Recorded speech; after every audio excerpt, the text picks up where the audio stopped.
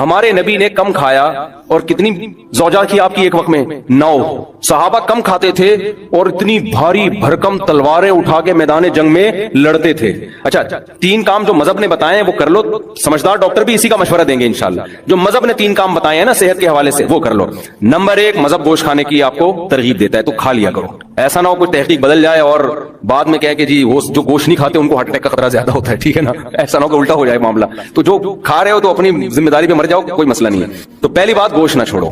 دوسری بات آپ نے کیا کرنا ہے, ہمارے نبی صلی اللہ علیہ وسلم زیادہ کھایا کرتے تھے یا زیادہ کھانے کی ترغیب دی ہے یا بھوکا رہنے کی ترغیب دی ہے؟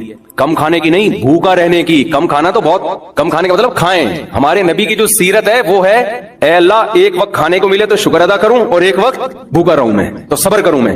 سمجھتے ہو کہ نہیں سمجھتے؟ اور آپ صلی اللہ علیہ وسلم نے فرمایا, میری امت میں, جو حدیث کا مفہوم میں اپنے الفاظ میں بیان کر رہا ہوں, آپ نے فرمایا خیر القرون قرنی ثم الذین یلونہم ثم الذین یلونہم, سب سے بہتر میرا زمانہ ہے, پھر اس کے بعد والا, پھر اس کے بعد والا. پھر آپ نے فرمایا یفش الکذب, جھوٹ پھیل جائے گا, یعنی برائی آنا شروع. اور انہی برائیوں میں آپ نے بتایا کہ جھوٹی گواہیاں, اور انہی میں آپ نے بتایا کہ لوگ زیادہ کھانا شروع کر دیں گے. یہ نہیں فرمایا کہ حرام کھانا شروع کر دیں گے, نا نا نا نا, حلال کھائیں گے مگر زیادہ. تو زیادہ کھانے کو بھی کس میں شامل کیا جا رہا ہے؟ برائی میں شامل کیا جا رہا ہے. یعنی امت اتنی بری ہو جائے گی خوب کھانا شروع کر دے گی, کھانا بہت کھائے گی. نہیں آ رہی بات میں. تو کم کھانے کی ترغیب ہے, کم کھانے کی ترغیب ہے. اتنی ترغیبات ہے نا کم کھانے کی کہ ہمیں تو اپنے بارے میں ایسا لگتا ہے کہ یار پتہ نہیں ہمارا ہوگا کیا. یعنی اگر ہم پیغمبر صلی اللہ علیہ وسلم سے قیامت کے دن ملے اور اپنے پراٹھوں کے ہم نے کسی نے بتا دیا کہ یہ 2 پراٹھے صبح ناشتے میں کھایا کرتے تھے, تو امید تو ہے کہ انشاءاللہ ان چیزوں پہ پکڑ نہیں ہوگی. یہ ترغیبی چیزیں کوئی واجب حکم نہیں ہے, لیکن ہم جائیں گے کہاں؟ تو ہم بہت کھاتے ہیں بھائی, بہت کھاتے ہیں. نبی صلی اللہ علیہ وسلم کی خدمت, یہ میں ٹاپک کمپلیٹ کرتا ہوں, جب چل پڑا ہے نا اتنا ہو گیا تو اس کو مکمل. آپ نے جو بھائی موضوع دیا وہ کہاں گئے بھائی نے پرچی دی تھی, وہ میں اس پہ ضرور بیان, آپ جمعے کے بیان میں آتے ہیں, میں انشاءاللہ اس پہ ضرور, میرے ذہن میں پہلے سے یہ ٹاپک تھا, میں اس پہ ضرور بات کروں گا انشاءاللہ. تو خوب سمجھ لو. دیکھو نبی صلی اللہ علیہ, ابھی صحت کی بات چلی ہے نا, تو اکارڈنگ ٹو اسلام کیا کہتا ہے اس بارے میں, وہ چند چیزیں نوٹ کر لو تو وہ آپ کو زندگی پر فائدہ پہنچائیں گی. نبی صلی اللہ علیہ وسلم نے فرمایا کہ 2 آدمیوں کا کھانا, ایک آدمی کا کھانا 2 کے لیے کافی ہے. طعام الواحد یکفی الاثنین, ایک آدمی کا کھانا 2 کے لیے کافی ہے. یہ صحیح حدیث ہے. جتنے میں 2 آدمی, ایک آدمی سیر ہوتا ہے نا, اس میں اصل میں 2 کے لیے کافی کا کیا مطلب, سیر تو نہیں ہوتے, لیکن جتنی آپ کو انرجی چاہیے, جتنا آپ کو زندہ رہنے کے لیے, ایک مناسب لائف گزارنے کے لیے جتنی خوراک چاہیے, تو جتنا ایک آدمی کھا رہا ہے وہ کتنے کھانا شروع کر دیں, 2 کھانا شروع کر دیں تو وہ کافی ہو جائیں گے آپ. اور ہمارے ہاں جتنا ایک کھاتا ہے, جتنا ایک کو کی خوراک ہے تو وہ 2 کی کھاتا ہے. وہ اس حدیث پہ کیسے عمل کر رہا ہے؟ الٹا. جتنا ایک میں سیر ہو جاتا ہے نا, حدیث تو کہہ رہے ہیں تم ایک میں جتنا پیٹ بھر جاتا ہے تو آدھے میں اس کا آدھا کر دو. اور میں آپ کو بتاؤں جب آپ آدھا کرو گے نا, پھر جو آپ گوشت کی یخنی پیو گے, وہ جو ہمارے نبی نے یوم نہر میں, مزہ آئے گا آپ کو. صحیح ہے نا, مزہ آئے گا, مزہ آئے گا. تو آدھا کر لو اس کو. اور نبی صلی اللہ علیہ وسلم کی خدمت میں ایک کافر آیا, آپ صلی اللہ علیہ وسلم اکرام کرتے تھے چاہے مسلم ہو غیر مسلم. آپ صلی اللہ علیہ وسلم نے اس کو دودھ پلایا. ہمارے ہاں دودھ پیا جاتا ہے ناشتہ کرنے کے بعد, 2 پراٹھے کھانے کے بعد, پھر آپ 1 گلاس دودھ پیتے ہیں اور کہتے ہیں کہ کیلشیم ملے گا, فیٹ ملے گا. کچھ بھی نہیں ملے گا اس سے. ٹھیک ہے, کس کے کھانچے کہیں ہے ہی نہیں جہاں جا کے یہ فٹ. ہم جو نبی کی سیرت میں دودھ دیکھتے ہیں نا, اس میں 2 چیزیں نظر آتی ہیں ہمیں. ایک تو شدید بھوک میں بھوک مٹانے کے لیے دودھ پیا گیا ہے, یعنی دودھ ایز اے کھانا استعمال کیا گیا ہے. ہمارے ہاں دودھ کو کھانا بولتے ہی نہیں ہے. دودھ جب شدید بھوک لگ رہی ہوگی نا, تو پہلے خوب بریانی اور نہاری طبیعت سے پھوڑنے پھاڑنے کے بعد پھر کہیں گے, کیونکہ حکیم صاحب نے کہا کہ رات کو دودھ پی کے سونا چاہیے, لہذا پھر دودھ پی کے سو کے ایک دن دھماکے کے ساتھ پھٹ پھٹا کے ہلاک ہو جائے گا. تو ہم نبی کی سیرت میں دیکھتے ہیں, غزوہ احد میں دیکھو نا, سب صحابہ کو شدید بھوک تھی, تو حضرت ابو ہریرہ رضی اللہ تعالیٰ عنہ کو نبی نے حکم دیا یہ دودھ کا ایک پیالہ آیا ہے نا. شدید بھوک تھی صحابہ کو, 2 3 دن کے سے بھوک لگ رہی تھی, پیٹ پہ پتھر باندھے ہوئے تھے. تو آپ نے کیا فرمایا؟ حضرت ابو ہریرہ کہتے ہیں کہ ایک ہی پیالہ تھا, تو نبی صلی اللہ علیہ وسلم نے حکم دیا کہ دائیں طرف سے پلانا شروع کرو. تو کہتے ہیں میں نے سوچا کہ میں اتنا مجھے بھوک لگ رہی, میرے سے میں تو کچھ بھی نہیں آئے گا, اللہ نے برکت اتنی رکھی, تو سب نے سیر ہو کے پیا اس کو. حضرت ابو ہریرہ کے برکت دے دی اللہ نے, ایک معجزہ نبی کا ظاہر ہوا. حضرت ابو ہریرہ نے پیا, کہتے ہیں اور پیو اور پیو, سیر ہو گئے حضرت ابو ہریرہ رضی اللہ تعالیٰ. اس طرح کی اور بہت ساری ہمیں مثالیں ملتی ہیں کہ شدید بھوک میں بھوک کس سے مٹائی ہے؟ دودھ سے. پھر دودھ جزو بدن بنتا ہے اور ایسا ٹھا کر کے جا کے باڈی کو لگتا ہے نا. تو 2 چیزیں نبی نے بھوک میں استعمال کیا, دوسری چیز تازہ دودھ استعمال کیا آپ صلی اللہ علیہ وسلم نے, بوائل دودھ نہیں استعمال کیا. یعنی جہاں تک ہماری معلومات ہے تازہ دودھ. اب میرے یہ کلپ چلایا گیا, کسی نے کہا دیکھو لوگوں کو کچا دودھ پینے کا مشورہ دے رہا ہے جراثیم والا, تو دودھ کچا جب پیو تو فوراً نکالو اور فوراً پی جاؤ. اگر رکھ لیا تو پھر کچے کا نہیں, ہم بھی کہتے ہیں بھائی وہ تو ڈاکٹر لوگ بولتے ہیں اس میں.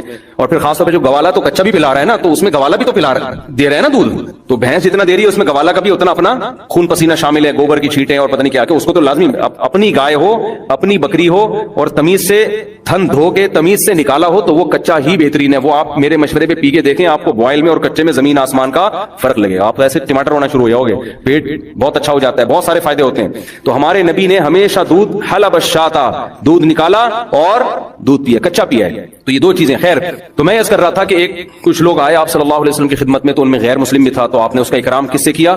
بھوک لگ رہی تھی سب کو تو آپ نے دودھ پلایا. انہوں نے 7 پیالے دودھ پیے ہیں اس غیر مسلم نے. پہلے کے پیالے بھی بڑے بڑے ہوتے تھے, ایک پیالہ آپ نے فرمایا اور اس نے کہا, دوسرا آپ نے فرمایا اور اس نے کہا, اور 7 پیالے پی گیا. 8ویں پہ اس نے کہا بس میرا پیٹ بھر گیا, سیر ہو گیا, چلا گیا, مسلمان ہو گیا. وہ نبی کے اخلاق اور آپ کی سیرت کو دیکھ کر اگلے دن دوبارہ آیا, پھر آپ نے دودھ پیش کیا, اس نے 1 پیالہ پیا, آپ نے دوبارہ پیش کیا, اس نے کہا شبیعت ہو, میں سیر ہو گیا. نہیں یہ بات سمجھ, حالانکہ اس کو نبی نے کم کھانے کی ترغیب, اس کو تو اسلام ابھی سیکھنے کا موقع ہی نہیں ملا نا. تو ایسے موقع پہ آپ نے فرمایا الکافر یأکل فی 7 امعاء, کافر 7 آنتیں بھرتا ہے, والمؤمن یأکل فی معن واحد, مومن 1 آنت بھرتا ہے. کیا مطلب؟ مومن کی خوراک کافر سے 7 گنا کم ہوتی ہے. ان صحابی کو نہ یہ پتا تھا کہ اس کو میڈیکلی مجھے کوئی فائدہ ہوگا اس کا, یہ بھی نہیں معلوم تھا.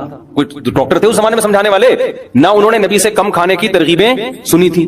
کیا مطلب؟ اب حدیث کا آج لوگ کہتے ہیں کہ آج تو کافر کم کھا رہا ہے, مسلمان طبیعت سے بھوڑ رہے ہیں, یہ تو معاذ اللہ حدیث غلط ہو گئی. پھر تو خوب سمجھو حدیث کا منشا کیا ہے, کہ مسلمان شہوت پرست نہیں ہوتا, کافر شہوت پرست ہوتا ہے. اس کی خواہشات رکتی نہیں ہے, تبھی کھایا جائے گا کھایا جائے گا. آج جو کافر کم کھا رہے ہیں نا, ان کو ڈاکٹر لے کر آئے ہیں اس پر, جبکہ مسلمان اگر کم کھاتا ہے ڈاکٹروں کے مشورے کی ضرورت نہیں ہے. اس کی ویسے ہی اللہ نے دنیا سے بے رغبتی رکھی ہے کہ بھائی کیا ہے سارا دن جگالی کرتے رہو, بس ٹھیک ہے نا, چند دیوالے ہو گئے, نیند بھی کم آتی ہے اس سے, انسان کم کھاتا ہے تو چاقو چوبند رہتا ہے. تو جتنے بھی ہمارے اکابر بزرگ گزرے ہیں ہندوستان میں, آپ دیکھ لیں ان کی خوراکیں بہت تھوڑی تھی. کیوں تھوڑی تھی بھائی؟ وہ ان کو دین کے کام کرنے ہیں, وہ کہتے ہیں زیادہ کھاؤ تو نیند آتی ہے, تو کھاؤ اتنا نا جتنا افورڈ کر سکو.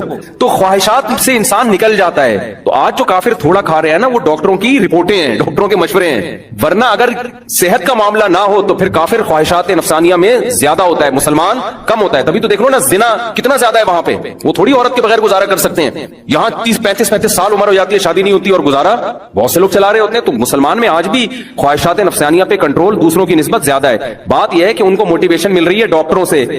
زانی کو جو دنیا میں سب سے پہلا عذاب ملتا ہے نا, وہ یہ ملتا ہے کہ اس کو اس گناہ کا چسکا لگ جاتا ہے. وہ زنا کرتا ہے یہ سوچ کے کہ صرف ایک دفعہ کروں گا, لیکن یہ ہمیشہ سوچ سوچ کے کرتا رہتا ہے, اور اسی حال میں اس کی موت آ جاتی ہے. زانیوں میں مرتا ہے وہ. یہ بہت بڑی بھول ہے کہ میں ایک دفعہ گناہ کر لوں پھر توبہ کر لوں گا. اور یہ شیطان اس لیے کرواتا ہے, یار دیکھیں تو صحیح اس گناہ میں لذت کیسی ہے, ذائقہ کیسا ہے. ایسی اللہ کی طرف سے اس پر پھٹکار برستی ہے نا زانی پر, وہ تڑپتا ہے کہ مجھ سے چھوٹ جائے. کسی کو اللہ توفیق دے دیتے ہیں, لیکن عام طور پر کیا ہوتا ہے, گیا بس. اتنا مشکل ہوتا ہے پھر اس کو اس دلدل سے نکلنا. اللہ کہتے ہیں گند میں منہ مارا ہے, گند میں رہو. گند کھایا ہے نا, گند کھایا تو اب گند میں رہو. پھر گندگی میں اس کو مزہ آتا ہے پھر وہ. اس لیے اللہ کا واسطہ, جن لوگوں سے زنا نہیں ہوا, اللہ کا واسطہ کبھی بھی اس گناہ کے قریب مت پھٹکو. اللہ نے یہ نہیں کہا کہ زنا مت کرو, اللہ نے کہا ولا تقربوا الزنا, زنا کے قریب مت جاؤ. قریب کیسے قریب جاتا ہے انسان؟ آپ کے گھر میں کوئی رشتہ دار جوان لڑکی آ گئی ہے یونیورسٹی کی, کالج کی, آپ گھر سے باہر نکل جاؤ. بعض دفعہ ایسا ہوتا ہے, لوگ مجھے بتاتے ہیں کہ کوئی میری رشتہ دار خاتون آئی, جوان تھی, کزن تھی, گھر میں میں تھا, وہ اکیلی تھی, وہ آ گئی تو میری بڑی عجیب کنڈیشن ہو گئی, میں بہت پریشان ہو گیا, بہت مشکل سے بچا. میں ان سے کہتا ہوں آپ گھر سے نکلے کیوں نہیں؟ یہ تو آپ قریب تو چلے گئے نا. جب ایک جوان لڑکی آپ کے گھر میں آئی ہے, آپ کو اس وقت گھر میں نہیں ہونا چاہیے, نکل جاؤ وہاں سے. ایسے دور بھاگو زنا سے, اتنا دور بھاگو. انبیاء ایسے ہی کرتے تھے, تبھی تو بچتے تھے وہ. جتنے بزرگان دین گزرے ہیں وہ یہ نہیں کہ زنا نہیں کیا, وہ ہمیشہ زنا سے دور بھاگے. ہمارے استاذ نے ایک واقعہ سنایا تھا ہمیں, کتابوں میں یہ واقعہ لکھا ہے کہ ایک طالب علم تھا, پرانے وقتوں کی بات ہے, رات کو مسجد میں چراغ لے کے مطالعہ کر رہا تھا.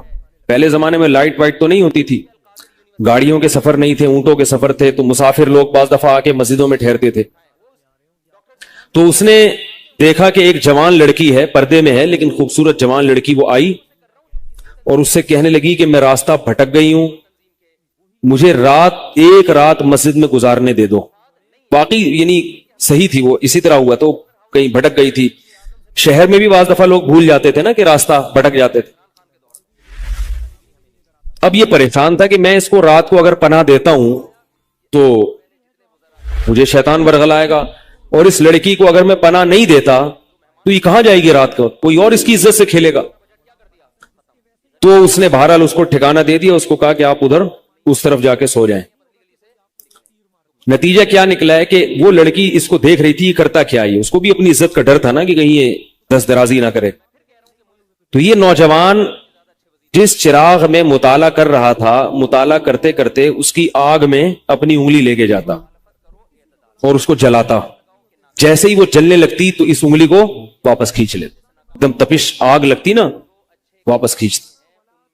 پھر تھوڑی دیر بعد یہ انگلی اس میں لے کے جاتا, پھر واپس کھینچتا. پوری رات یہ کرتا رہا ہے اور اپنی انگلی کو جلاتا رہا ہے. صبح جیسے ہی ہوئی ہے, اس نے فوراً, صبح صادق ہوئی نا فجر کی اذان کا وقت, اس نے فوراً اس لڑکی سے کہا یہاں سے چلی جاؤ, فوراً یہاں سے فوراً چلی جاؤ. اس نے کہا اللہ کی قسم اس وقت تک نہیں جاؤں گی جب تک تم یہ معاجرہ نہیں بتاؤ گی رات تم نے کیا ہے. تو کہنے لگا یہ میرا اور اللہ کا معاملہ ہے, میں تمہیں نہیں بتا سکتا. اس نے پھر اللہ کا واسطہ دے کے کہا, اس نے کہا میں جاؤں گی نہیں یہاں سے جب تک بتاؤ گے نہیں. اس نے کہا شیطان مجھے ورغلا رہا تھا کہ ایک جوان لڑکی ہے, اجنبی ہے, کوئی دیکھنے والا نہیں ہے, کوئی دیکھنے والا نہیں ہے, تو زنا کر لو اس سے, کوئی دیکھنے والا نہیں ہے.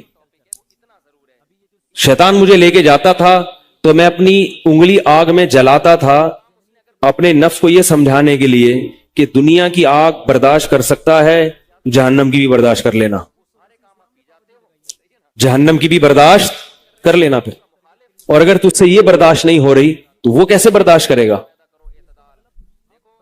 کہہ رہے جب میں آگ میں جلنے لگتا تھا نا تو میری چیخ نکلتی تھی, کہ یار یہ نہیں ہو رہی تو وہ کیسے برداشت ہوگی.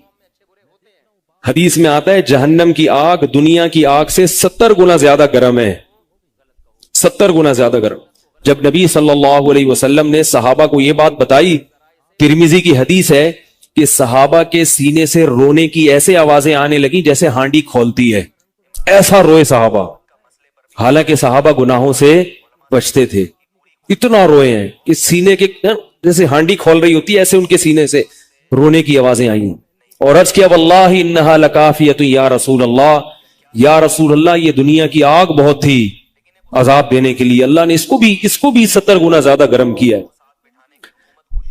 تو اس نے کہا کہ میرے دل میں گناہ کا خیال آتا تھا, میں کیا کرتا تھا اپنے آپ کو جلاتا تھا جب چیخ نکلنے لگتی. تو اس طرح پوری رات میں نے اپنے نفس کو روکا ہے گناہ سے. تقوی کی برکات ہوتی ہیں. اس لڑکی نے کہا, اب گھر میں جا کے اپنے والد سے کہا کہ میں اگر نکاح کروں گی تو صرف کس سے کروں گی, اس نوجوان سے, عفیف اور پاک دامن ہے. تو کتابوں میں لکھا ہے کہ اس کے باپ نے اس کا نکاح دیکھو حرام سے بچایا, اللہ نے حلال طریقہ رکھ دیا.